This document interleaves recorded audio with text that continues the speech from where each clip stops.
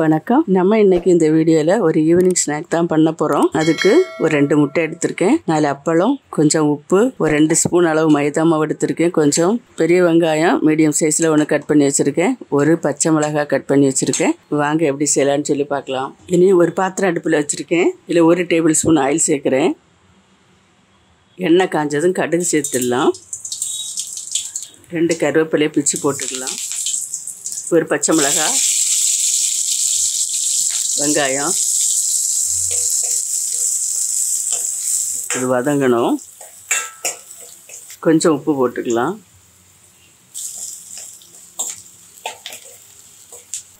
இனி 2 முட்டையும் நம்ம இதில் ஊற்றிடலாம்.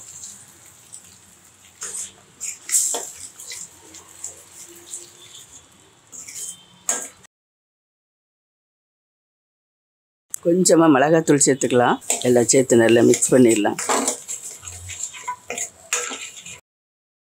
இப்போ நம்ம முட்டையை பொரித்து எடுத்தாச்சு. இது முட்டை பொரியல் தான்.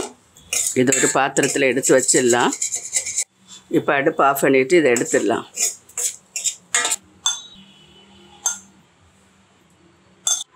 இப்போ முட்டையை இது மாதிரி ஃப்ரை பண்ணி எடுத்தாச்சு. இது இருக்கட்டும்.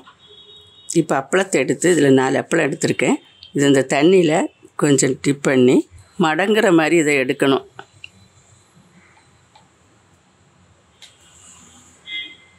கொஞ்சம் தண்ணியில் வச்சா இது மடங்குற மாதிரி கொஞ்சம் சாஃப்டாயிரும். இது ஒரு நிமிஷம் அப்படி வச்சுட்டு எடுத்துக்கலாம். இது இருக்கட்டும். நம்ம எடுத்து வச்ச மைதா மாவு இதை கொஞ்சம் தண்ணி ஊற்றி கரைச்சிக்கலாம். பேஸ்ட் மாதிரி கரைச்சிப்போம்.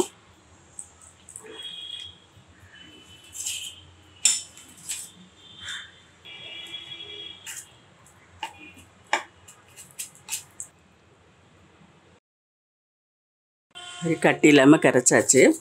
இதையும் அப்புறம் வச்சிடலாம். இனி இப்போ தண்ணியில் போட்ட அப்பளம் இப்போ முறுமுறுப்பாக இல்லாமல் கொஞ்சம் மடங்குற மாதிரி இந்த ஸ்டேஜில் இது என்ன குளிர்ந்து சாஃப்டாகிருக்கு. இதில் இருக்க தண்ணியை கொஞ்சம் வடித்து எடுத்துடலாம். தண்ணி சொட்ட சொட்ட இல்லாமல் கொஞ்சம் வடித்து அது சரியாக கொஞ்சம் லைட்டாக காஞ்ச மாதிரி எடுத்துக்கலாம். இப்போ அப்பளம் தண்ணியெல்லாம் காஞ்சி ரெடியாக இருக்குது. இனி இந்த அப்பளத்தை ஒவ்வொரு அப்பளத்துலேயும் நம்ம பொரித்து வச்ச முட்டையை இதில் சேர்த்துப்போம்.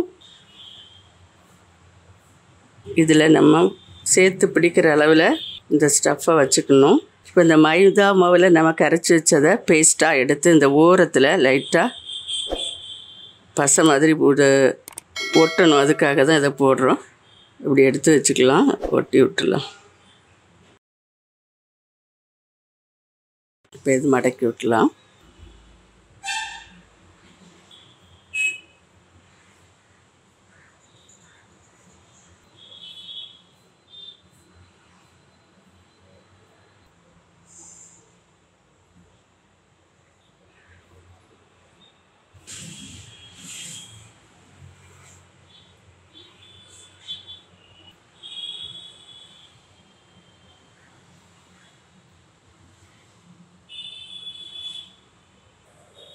இப்போ இது மாதிரி மடக்கி வச்சிடலாம்.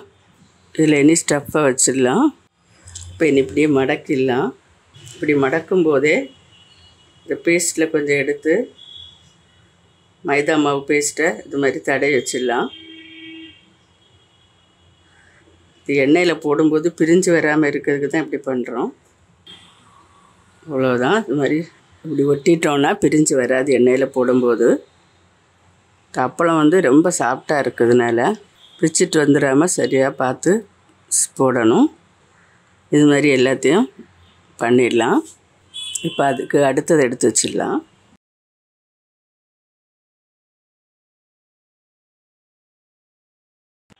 இப்போ எல்லாம் ஒட்டி முடித்தாச்சு. இதை இனி பொரிக்க வேண்டியது தான். பொரிச்சிடலான்னு இப்போ பொரிக்கிறதுக்கு தேவையான ஆயில் சேர்த்து விட்டுடலாம்.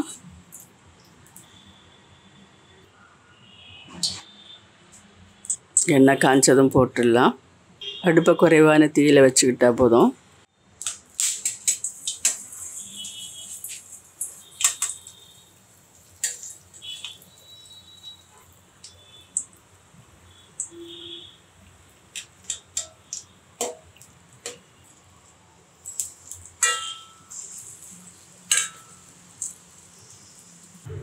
இப்படி பிரியாமல் நல்லா வந்திருக்கு.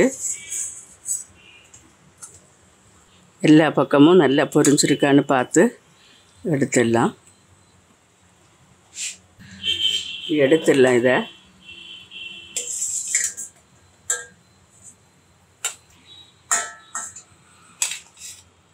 இனி அடுத்தது போட்டுடலாம்.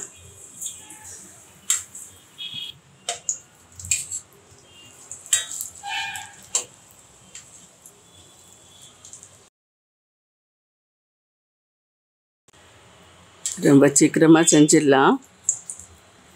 நீங்களும் வீட்டில் இது மாதிரி செய்து உங்கள் குழந்தைகளுக்கு கொடுத்து அசத்துங்க.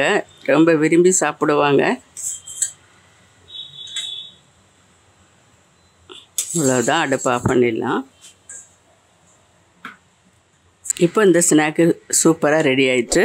நீங்களும் வீட்டில் இது மாதிரி ட்ரை பண்ணுங்கள். மறுபடியும் ஒரு நல்ல ரெசிபியோடு நான் உங்களை சந்திக்கிறேன். மறக்காமல் லைக் பண்ணி, ஷேர் பண்ணி, கமெண்ட் பண்ணுங்கள், சப்ஸ்கிரைப் பண்ணுங்கள். நன்றி. God bless you.